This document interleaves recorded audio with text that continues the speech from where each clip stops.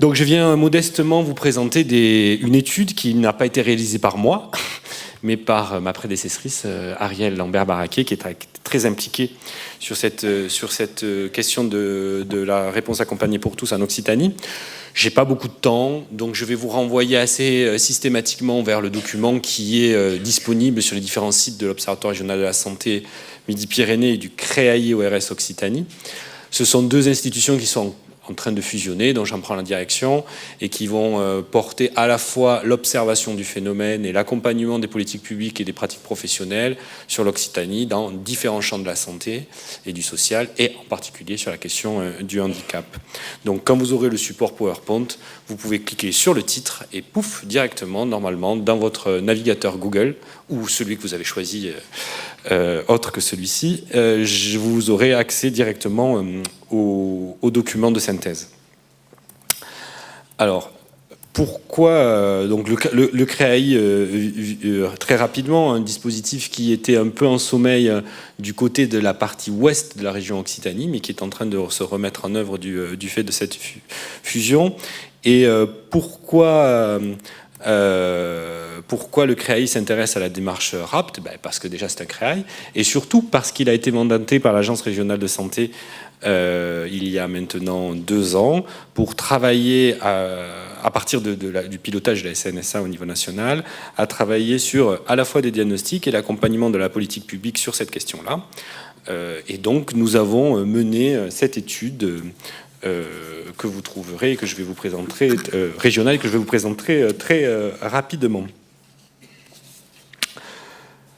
Donc oui, le CREAI, observation, CREAI-ORS, observation et accompagnement des pratiques professionnelles et des politiques publiques, ça veut dire que nous pouvons venir intervenir à la fois sur de l'étude, mais aussi sur de l'animation territoriale pour accompagner ces évolutions, et particulièrement sur l'axe 4.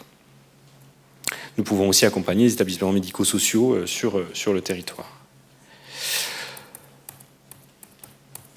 Donc, sur la question de l'étude en tant que telle, elle a été faite en 2 axes. En 2016-2017, à partir d'une enquête sur des données recueillies à partir d'un certain nombre d'indicateurs, dont je reviendrai tout à l'heure pour les Hautes-Pyrénées, puis sur une démarche de concertation, de restitution et de concertation de ces données, avec comme conclusion générale que, grosso modo, l'Occitanie, on a mis 2 régions ensemble, mais ça ne marche pas de la même manière. On voit bien qu'il y a des différences de territoire et infraterritoriales très fortes et que finalement tout ça doit être pris en compte dans une politique globale, régionale de la mise en place de la réponse accompagnée pour tous. Et ce, même si cette politique est menée au niveau infra-régional et au niveau départemental. Donc, quand on regarde les résultats de l'étude, au niveau 2017, axe par axe, on voit qu'il y a des différences selon la mise en œuvre sur les différents territoires. On a 2 axes pionniers, l'Aude et les Pyrénées-Orientales, qui avaient un peu d'avance parce que justement ils étaient pionniers. Mais pour le reste, à la fin de l'année 2017, un certain nombre de territoires ont déjà mis en place un certain nombre de choses. D'autres sont plus, en retard, sans que ça soit péjoratif, parce que la mise en place de ce type de dispositif, excusez-moi, l'ordinateur vit sa vie tout seul. C'est l'intelligence artificielle qui est en cours, j'imagine. Donc voilà, vous avez des situations assez différentes entre la mise en place des PAG, l'organisation des groupes d'orientation de synthèse. Vous avez certains territoires où il y a des chargés de mission RAPT, par exemple ici, d'autres où il n'y en a pas encore. Alors il n'y en avait pas encore à la fin de l'année 2017. Donc voilà, il y a des différences territoriales. Sur l'axe 2, le déploiement de la réponse, vous voyez, sur les territoires, il y a des choses qui se passent, parfois sur les populations enfants, parfois sur les populations adultes, parfois c'est en cours de rédaction. Il y a des liens entre, de manière théorique, il y a des choses qui sont parfois mises en pratique. Vous avez tout ce détail-là dans le rapport. Un des points sur lequel je voudrais insister, c'est sur l'axe 3, hein, où là, par contre, on est en grande difficulté en Occitanie, alors peut-être ailleurs, hein, mais sur la question de créer une création d'une dynamique d'accompagnement et de soutien par les pairs, je pense qu'au-delà même de la mise en place de ça, il y a une révolution culturelle forte à mettre en œuvre. Moi qui viens des sujets de l'addictologie et de la santé mentale, déjà là, même s'il y a une pratique, c'est difficile à mettre en œuvre via la loi 2002, qui était il y a longtemps quand même. Alors sur le champ du handicap, où il n'y a peut-être pas forcément cette même culture et où l'hétérogénéité des profils des personnes concernées, parce que finalement l'hétérogénéité est forte, cette mise en place est assez complexe. Et pour autant, moi ce que je retiens, c'est que chaque fois que ces choses-là sont mises en place, que la parole des personnes concernées est prise au même titre, pas plus, pas moins que celle des autres intervenants. C'est un facteur favorisant tout à fait la réalisation des accompagnements et donc du bien-être des personnes qui sont concernées. Enfin, sur l'axe 4, on voit bien qu'il y a un certain nombre d'actions qui sont repérées en région. Alors, je n'ai pas fait le détail des départements par département, mais grosso modo, il y a un pôle de compétences de prestations externalisées, le PCPE, ça, quand c'est mis en place, c'est soutenant. Les établissements d'accueil temporaire, c'est quelque chose qui est mis en place par endroit et c'est important. Donc, je ne vais pas vous faire toute la liste, mais l'idée, c'est quand même de voir qu'il y a un certain nombre de points, d'actions qui sont menées sur les territoires. Et donc, l'idée, et c'est notre rôle de pôle ressources, c'est justement de mettre à disposition des choses qui ont été faites ailleurs pour ne pas recommencer de zéro dans des endroits, même si, bien évidemment, on n'importe pas directement, mais ça peut aider. Donc, vous pouvez avoir un certain nombre d'exemples qui peuvent être mis en place dans d'autres territoires sur lesquels vous pouvez vous saisir et pouvoir les mettre en place si ça répond aux besoins que vous avez sur votre territoire. Donc si on regarde votre territoire, j'avais promis de ne pas faire beaucoup d'indicateurs parce que moi, les indicateurs qui viennent pourtant d'un observatoire, j'adore ça, mais je trouve qu'ils ne représentent rien. Ils ne représentent rien. Les indicateurs d'activité, les indicateurs de niveau d'équipement, je vais vous les présenter, ils ont une valeur comparative par rapport à d'autres territoires, certes. Mais ils ne disent rien de la réalité de ce qui se passe sur le territoire. C'est pour ça que dans la démarche que nous menons dans toutes nos études, et particulièrement sur l'étude RAPT, c'est de mettre en regard ces indicateurs-là en lien avec l'expertise des professionnels, avec la réalité du quotidien. Et c'est pour ça que nous avons à la fois porté dans une réunion en novembre 2017 l'ensemble des éléments, pas tous...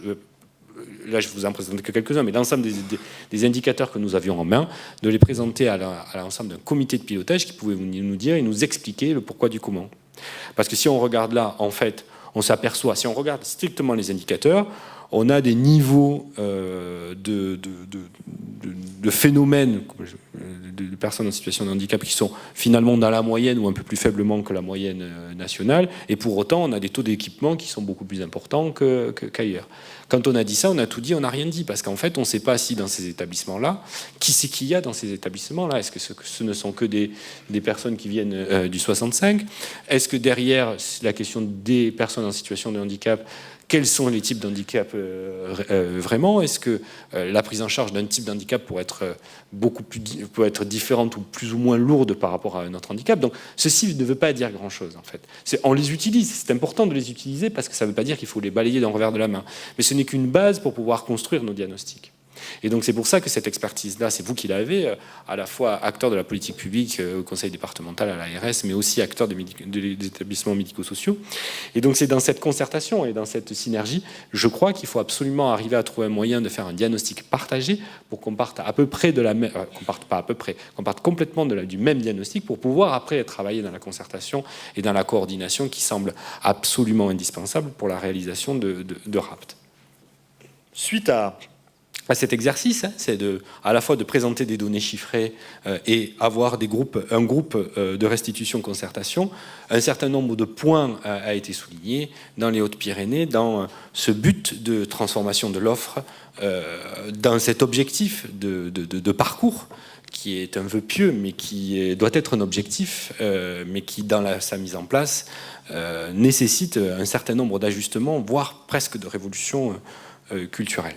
Donc, Dans les Hautes-Pyrénées, on s'aperçoit qu'il faut améliorer la connaissance et la cartographie du secteur local, donc sur les dispositifs eux-mêmes, mais j'entendais tout à l'heure, par exemple, la pratique sportive externalisée. Et comment on fait?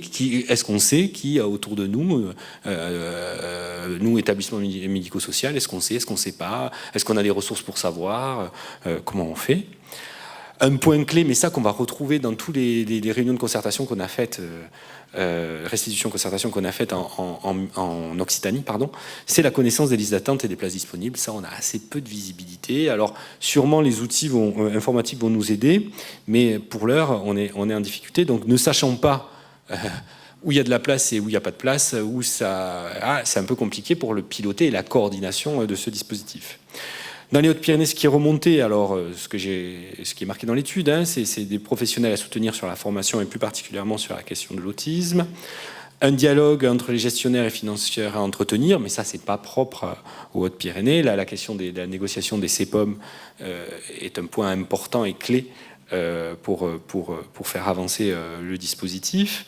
La mise en place des PCPE, je crois qu'il y avait une appel de projet qui était prévu, alors je n'ai pas suivi si ça avait été mis en place ou pas, mais ça c'est un point clé, parce que c'est un dispositif qui vient de manière indirecte coordonner l'action de l'ensemble des acteurs. Et puis, il y avait une difficulté, comment dirais-je, une particularité autour de la question des CESAD, avec des places vacantes en ITEP, une offre IME où de mémoire, il y avait des places vacantes aussi, et une scolarisation en milieu ouvert à améliorer. C'était les points importants qui avaient été retenus lors de cette réunion de restitution de concertation. Donc, en synthèse, et pour faire au plus court que je ne puisse faire, je vous laisse un certain nombre de points qui favorisent la mise en place de l'axe 4 de la démarche RAPT. Donc ça qui est plus générique, c'est revoir les organisations, essayer de moduler les réponses, travailler sur les systèmes d'information. Attention, les systèmes d'information sont des outils. Le problème, c'est de savoir comment les acteurs s'emparent de ces outils-là. Donc il y a tout un travail, certes, via trajectoire, c'est très bien pensé, mais comment on va arriver à se saisir de via trajectoire? Et quand on n'a pas la culture de ce dispositif, faut-il l'acquérir pour pouvoir justement que ces outils soient performants? La clé, c'est quand même la coopération entre les professionnels. Et on voit bien, moi qui travaille beaucoup dans le secteur social, que les formations croisées, c'est très intéressant. C'est-à-dire que pour créer du réseau entre dispositifs, qu'un éducateur qui travaille dans une institution, aller passer un stage dans une autre institution pas très loin, ça va lui permettre de découvrir qu'il est aussi... élargir sa palette d'intervention, mais c'est surtout, ça va lui permettre de connaître les collègues qu'il y a dans l'autre institution et donc de pouvoir créer des temps d'échange et se dire « Ah oui, j'ai ce problème-là, mais eux, ils font ça, donc on pourrait les solliciter. » Donc travailler sur la recherche-action, mais ça c'est généraliste, et aussi poursuivre le décloisement. Enfin, il faut se rappeler que le droit commun reste prioritaire dans une logique de subsidiarité. Donc la démarche doit s'alimenter de la refonte du secteur, et vous avez un certain nombre de points clés à intégrer dans votre réflexion. Et donc c'est autant d'éléments réglementaires et complémentaires qui doivent initier, qui sont à l'origine du mouvement de la transformation de l'offre. Mais la transformation de l'offre, elle ne peut pas être imposée, elle ne peut que se faire dans la coopération, dans un but commun. Et là encore, je renvoie sur cette idée de culture commune et de travail commun, d'objectifs communs en direction des personnes qui sont concernées et surtout avec les personnes concernées.